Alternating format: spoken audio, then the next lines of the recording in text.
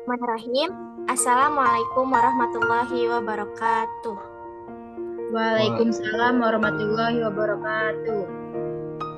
Yang kami hormati Pak Ahmad Tarmizi, SEMM, selaku dosen pengampu mata kuliah Manajemen Sumber Daya Manusia, serta teman-teman yang kami sayangi, mahasiswa STIE Dharma Bumi Putra.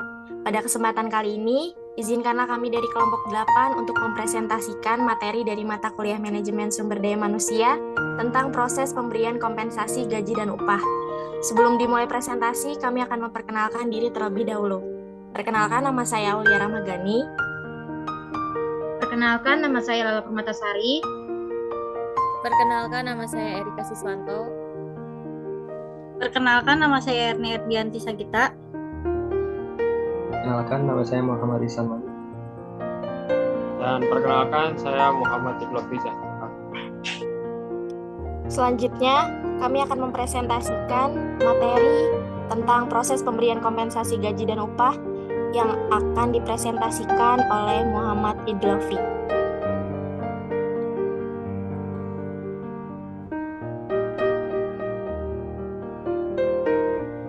Satu, pengertian dan faktor-faktor yang mempengaruhi kompensasi. Kompensasi adalah pengaturan keseluruhan pemberian balas jasa bagi employer maupun employees, baik yang langsung berupa uang maupun tidak langsung berupa uang finansial, dan terciptanya lingkungan positif untuk karyawan itu non-finansial. Dengan definisi tersebut, suatu kompensasi jelas akan meningkatkan prestasi kerja, kepuasan kerja, dan motivasi kerja. Namun menurut Ardana tahun 2012, kompensasi adalah sesuatu yang diterima oleh karyawan sebagai balas jasa atas kontribusi kepada perusahaan atau organisasi. Dan menurut Agus Suyoto tahun 2008 adalah konsep yang lebih luas. Kompensasi adalah semua bentuk kembalian atau imbalan return finansial, jasa-jasa berwujud dan tujuan-tujuan yang diperoleh sebagai sebuah hubungan kepegawaian. Berikut faktor-faktor kompensasi lainnya, yaitu permintaan dan penawaran tenaga kerja, kemampuan kesediaan perusahaan, serikat buruh atau organisasi karyawan, produktivitas kerja karyawan, pemerintah dengan undang-undang dan keputusan presiden, biaya hidup atau cost of living, posisi jabatan karyawan, pendidikan dan pengalaman karyawan, kondisi perekonomian nasional, jenis dan sifat pekerja. Selanjutnya akan dibawakan oleh Erni Erdianti Sagita.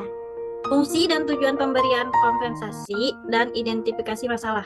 Fungsi pemberian kompensasi satu yaitu untuk mengelola sumber daya manusia secara efisien. Yang kedua, penggunaan sumber daya manusia secara lebih efisien dan efektif. Ketiga, mendorongnya stabilitas pertumbuhan ekonomi. Sedangkan untuk tujuan pemberian kompensasi yaitu satu, untuk memenuhi kebutuhan ekonomi. Kedua, meningkatkan kompensasi dengan produktivitas kerja. Ketiga, meningkatkan antar keseimbangan keadilan dan pemberian kompensasi. Tiga, asas-asas kompensasi. Program kompensasi atau balas jasa harus ditetapkan atas asas adil dan layak serta dengan memperhatikan undang-undang perburuan yang berlaku. Prinsip adil dan layaknya harus mendapatkan perhatian dengan sebaik-baiknya supaya balas dan jasa akan diberikan merangsang gairah dan kepuasan karyawan kerja. Asas tersebut adalah sebagai berikut. Satu, asas adil. Asas adil besarnya kompensasi yang dibayar kepada setiap karyawan harus sesuai dengan prestasi kerja, jenis pekerjaan, resiko pekerjaan, tanggung jawab jabatan pekerja, dan memenuhi persyaratan internasional kompensasi. Dengan asas adil, maka akan tercipta suasana kerja yang baik, semangat kerja, disiplin, loyalitas, dan stabilitas karyawan akan lebih baik. Yang kedua, asas layak dan wajar. Kompensasi yang diterima karyawan dapat memenuhi kebutuhan pada tingkat normatif yang ideal. Tolak ukur yang ada relatif penataan balasnya. Kompensasi didasarkan atas batas upah minimum pemerintah dan internal konsumsi yang berlaku. Selanjutnya akan dipresentasikan oleh Erika Siswanto. Baik, perhitungan besarnya upah atau gaji. Secara umum, Upah atau gaji karyawan adalah suatu bentuk pemberian kompensasi yang bersifat finansial dan merupakan yang utama dari bentuk-bentuk kompensasi yang ada. Bagi karyawan, beberapa cara perhitungan atau pertimbangan dasar penyusunan upah dan gaji sebagai berikut. Upah menurut prestasi kerja. Dengan cara ini, langsung mengaitkan besarnya upah dan dengan prestasi kerja yang telah ditunjukkan oleh karyawan. Cara ini dapat diterapkan apabila hasil kerja dapat diukur secara kuantitatif. Banyak orang mengatakan bahwa cara ini disebut pula upah potong. Upah menurut lama kerja. Cara ini disebut upah waktu. Besarnya upah ditentukan oleh lamanya karyawan menyelesaikan sesuatu pekerjaan. Cara perhitungan menggunakan per jam, per hari, per minggu, atau per bulan. Dan upah menurut senioritas. Cara pengupahan ini didasarkan pada masa kerja atau senioritas karyawan yang bersangkutan dalam suatu organisasi.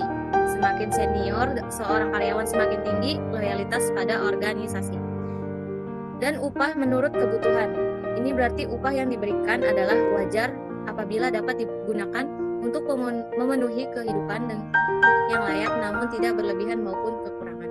Selanjutnya, Lala Permatasari. Keadilan dan kelayakan dalam pemberian kompensasi.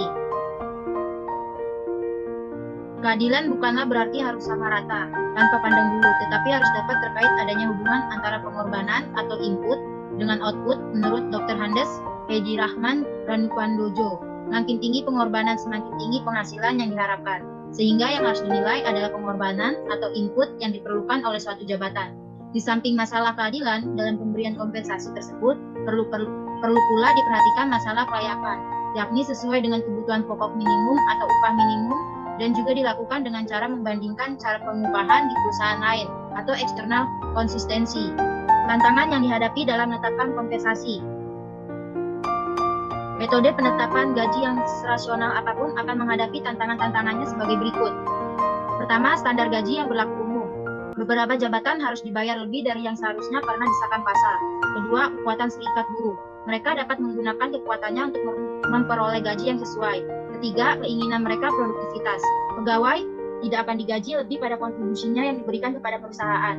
Keempat, kebijaksanaan gaji dan upah. Beberapa perusahaan memiliki kebijaksanaan yang menyebabkan mereka harus mengadakan penyesuaian terhadap gaji. Kelima, peraturan pemerintah. Pemerintah memiliki andil yang kuat dalam penetapan upah minimum, upah regional, upah lembur, pembatasan usia kerja. Keenam, nilai yang sebanding dengan pembayaran yang sama. Ini berarti comparable work, pembayaran yang sama terhadap pekerjaan yang sama. Evaluasi jabatan, job evaluation, identifikasi masalah. Menurut Dr. Andes Heida Drachman, definisi evaluasi jabatan adalah suatu usaha untuk menentukan dan membandingkan nilai suatu jabatan tertentu dengan nilai jabatan-jabatan lainnya di dalam suatu organisasi. Ini berarti pula penentuan nilai relatif atau harga dari suatu jabatan guna menyusun ranking dalam penentuan upah. Dalam menerapkan evaluasi jabatan, terdapat beberapa faktor pendorong dalam organisasi.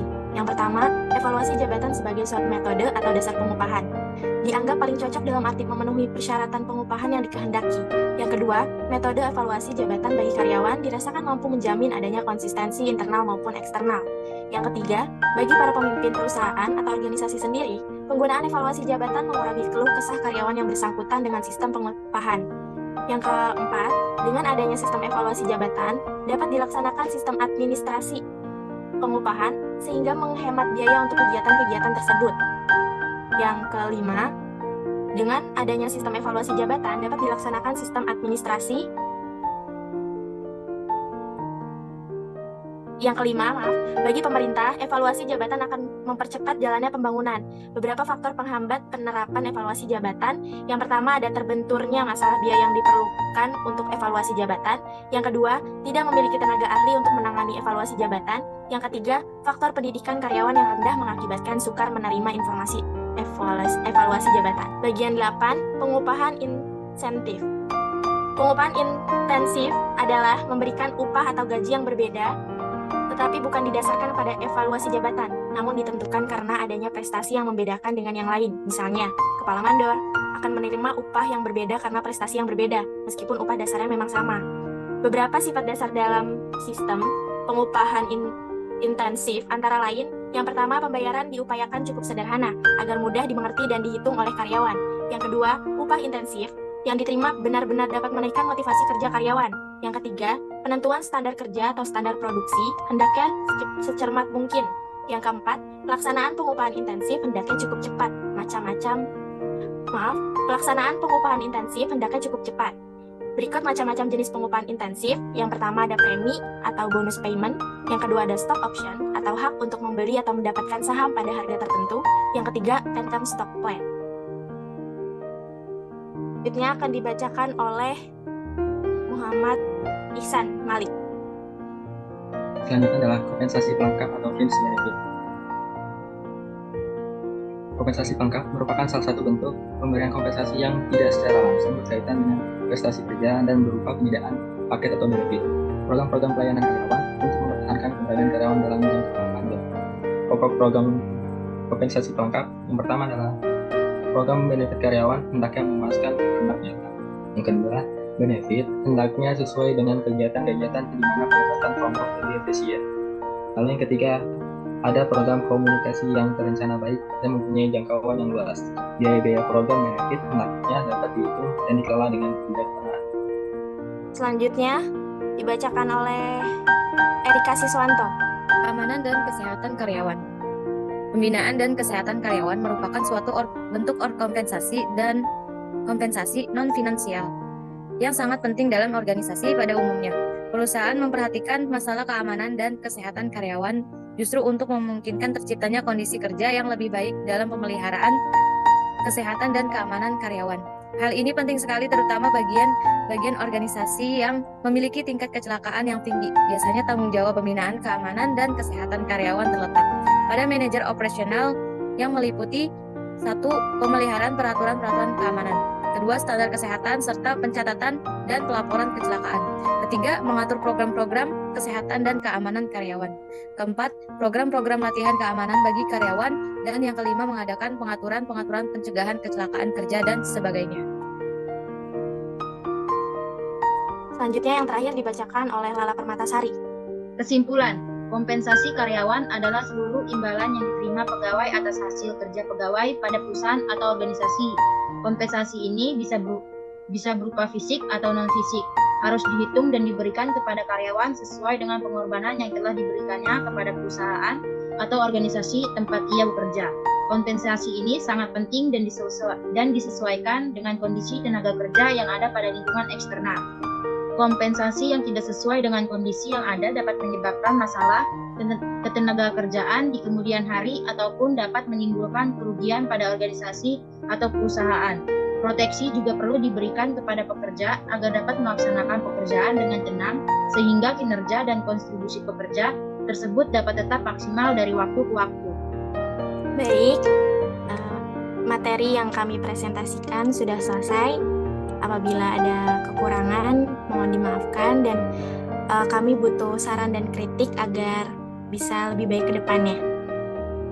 Sekian dari saya, Aulia Ramagani selaku moderator, dan kelompok 8 mengucapkan terima kasih. Wassalamualaikum warahmatullahi wabarakatuh.